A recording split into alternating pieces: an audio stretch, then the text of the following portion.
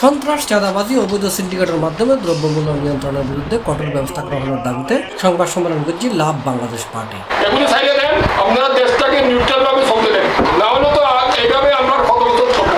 মার্চের 1 তারিখ শনিবার নগরীর পুরাতন বিমান ইয়াসমিন প্যালেসের 2য় তলা আয়োজিত এই সংবাদ সম্মেলনে লিখিত বক্তব্য পাঠ করছি সংগঠনের প্রেসিডেন্ট মিজানুর রহমান চৌধুরী। তিনি আগস্ট বিপ্লবের পরে এখনো কোনো রাজনৈতিক সরকার আসে নাই, কিন্তু সেই ফেসিবাদের পতনের পরে কিছু রাজনৈতিক দল নিজেদেরকে ক্ষমতা উপভোগ করছে, যারা নিজেদেরকে মনে করছে তারা ক্ষমতাসীন হয়েছে। আমরা তাদেরকে টার্গেট করেছি, তাদের কথাই বলছি আমরা, যে তারা বৈধভাবে ক্ষমতা না আসেও, ক্ষমতা আইনগতভাবে ক্ষমতা না পেয়েও তারা ক্ষমতা দেখাচ্ছে, এমনকি তৃণমূল পর্যন্ত। তারা রাজনীতির নামে তারা এলাকা ভিত্তিক নিয়ন্ত্রণ করছে এবং প্রশাসন নিয়ন্ত্রণ করছে, বিভিন্ন পদ পদবি নিচ্ছে এবং দখল বেদখলের কাজ করছে ফেসিবাদের পতনের পর। অথচ আমরা জানি এখনো ভোট হয় নাই, এখনো কেউ কোনো রাজনৈতিক দল ক্ষমতা আসে নাই। আমরা সেই রাজনীতির বিরুদ্ধে রাজনৈতিক দল হিসাবে বলিষ্ঠ কণ্ঠে প্রতিবাদ করছি। জীবনকে বাজি রেখে অতীতেও করেছি, এখনো করে যাচ্ছি। সংবাদ সম্মেলনে তার উপস্থিত আছেন মুক্তিযোদ্ধা মোহাম্মদ আবু তাহের, মাই টিভির চট্টগ্রাম প্রতিনিধি মোহাম্মদ নুরুল কবির, আইন উপদেষ্টা অ্যাডভোকেট নুরুল আলম এবং সাংবাদিক মুনির চৌধুরী।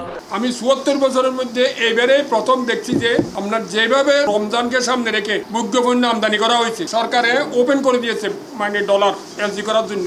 আজকে এই যে যারা ব্যবসায়ী সিন্ডিকেট, আপনারা দেখছেন আজকেও পেপারে আছে 300-এর উপরে জাহাজ, লাইটার জাহাজ, ওখান থেকে আমরা মাদার ভেসেল থেকে মাল লোড করি, 1 সপ্তাহ পর্যন্ত ওখানে নদীতে বাঁচি রয়েছে, কুলে আসতেছে না। কেন? মার্কেটের সংকটের জন্য। এখন আমার আপনার দায়িত্ব হলো যে ওই যে যারা মাল বোঝাই করে বলেছে, কালকে 4 আলটিমেটাম দিছে, যে এরা কেন বসে রয়েছে, ওদেরকে না ধরলে তো হবে না, এদেরকে ধরতে হবে। উনি বলছেন বসুন্ধরা, এখানে বসুন্ধরা না আরো অনেক আছে, সিটি গ্রুপ আছে, এখানে আরো সবগুলো আপনারা জানেন কারা কারা আছে। এখন এদেরকে তো আপনি আইন দিয়ে কিছু হবে না, আইন দিয়ে হবে না। ওদেরকে যেভাবে আমরা এই সরকারকে বিদায় করা হয়েছে, এদেরকে এরকম আক্রমণ করতে হবে। কারা? যারা আমাদের সম্পদ লুট করতেছে। সংগঠনের পক্ষ থেকে সরকারের সন্ত্রাস, চাঁদাবাজি, অবৈধ সিন্ডিকেটের বিরুদ্ধে দ্রুত ব্যবস্থা নেওয়ার আহ্বান জানানো। দিনে অন্তত একবার বলুন লাভ বাংলাদেশ, বাংলাদেশকে ভালোবাসি।